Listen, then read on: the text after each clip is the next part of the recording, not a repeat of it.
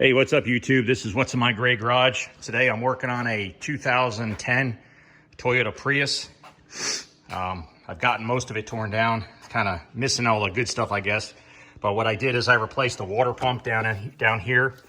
It's not that hard to get to. You have to take off the air intake and the little plastic cover that goes on top of the engine. And there's 5 bolts that hold it on. There's these 2 right here. There's a third below that, and then there's 2 on the bottom. So there's also a little plug right here.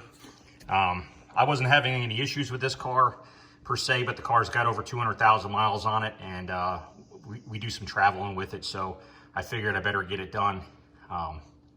But yeah, that's we're doing that, and we're doing the coils and the spark plugs. I've got an intermittent miss on this car. It's not throwing a code, but I'm going to change the coils and the spark plug. To change the coils in the spark plug, you got to take off your cowling there for the wiper blades. All that stuff's got to come off. It's not that, it looks like it's intimidating. It's not. It's couple 14 millimeter nuts that hold on the wiper arm assembly, and then there's probably 10 or so 10 millimeter nuts that hold the tray where that sits into. That's right here. That goes right here underneath the windshield and between the windshield and the motor.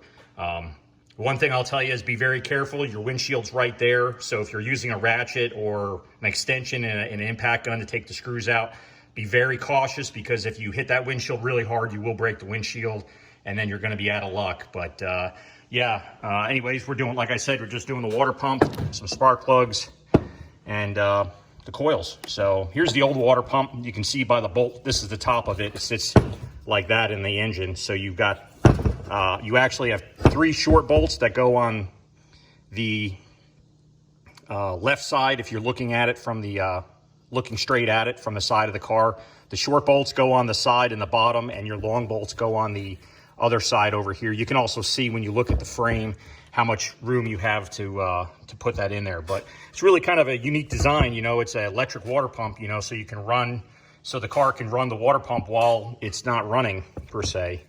But yeah, this feels a little rough. There's a little wobble in it, but it probably could have gone a lot longer. I've had a Toyota Prius that had 323,000 miles on it, and I didn't do anything.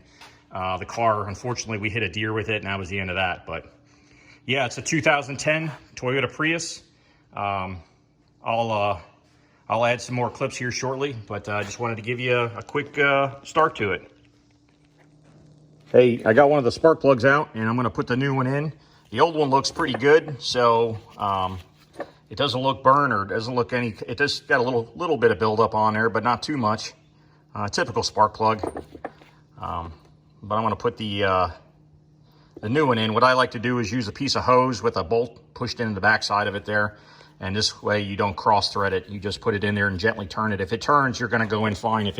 If you're getting it a little cross threaded, or if it's going in at an angle, you won't be able to install it. And what that does is it prevents you from cross threading it. So some guys do it this way, some don't, but I like to do it this way because it's safer, I think.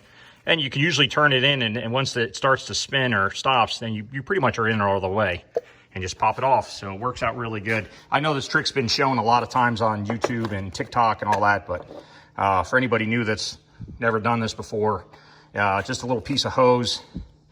I think it's quarter inch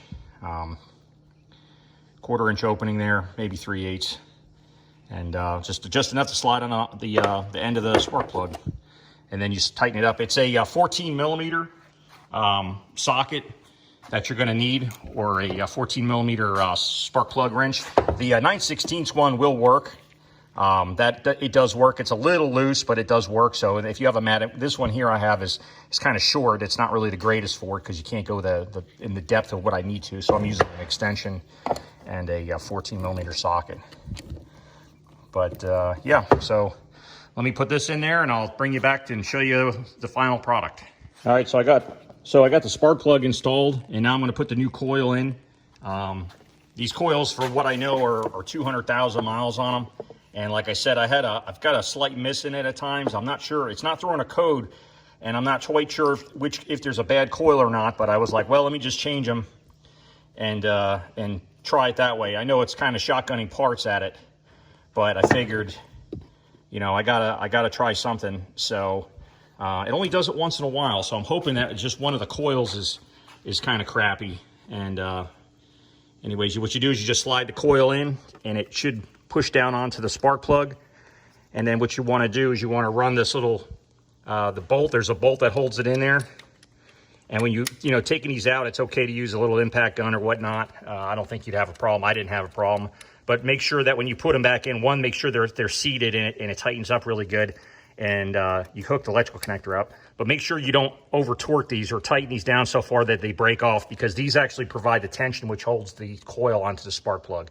So just keep that in mind, that, you know, when you're tightening this down, you can pretty much run it down almost all the way by finger, you know, by just your hand, and then just take a little 10mm ratchet, you know, 1/4 inch ratchet and socket, and just snug it up. Don't go crazy, because if you break them off, then you got to drill it out and do all that kind of nonsense, and that's a real pain in the ass. So keep that in mind.